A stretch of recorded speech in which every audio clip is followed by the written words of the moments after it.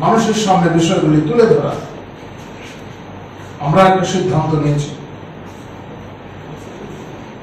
আগামী 4 তারিখ এই সদর শহর এবং সদর যে গ্রামীণ জেলার যতগুলি মন্ডল আছে এগুলি বাদ দিয়ে রাজ্যের বিভিন্ন জায়গায়, রাজ্যের 46টি যে মন্ডল রয়েছে এই 46টি মন্ডলে পৃথকভাবে একযোগে বিকাল 3টায় প্রতিবাদ মিছিল সংগঠিত করা হবে। আমাদের কার্যকর্তারা বেরোবেন। আর সদর শহর ও সদর গ্রামীণ জেলা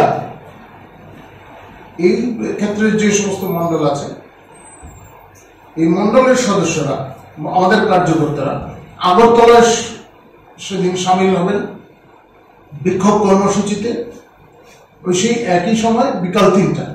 অর্থাৎ সারা রাজ্যে একযোগে বিভিন্ন মন্ডলের কার্যকর্তারা এই সমস্ত অপপ্রচারের বিরুদ্ধে, বিরোধীদের চক্রান্তের বিরুদ্ধে এবং রাজ্যকে হেয় প্রতিপন্ন করার যে অভিসন্ধি, যে চেষ্টা, তার বিরুদ্ধে সোচ্চার হবে।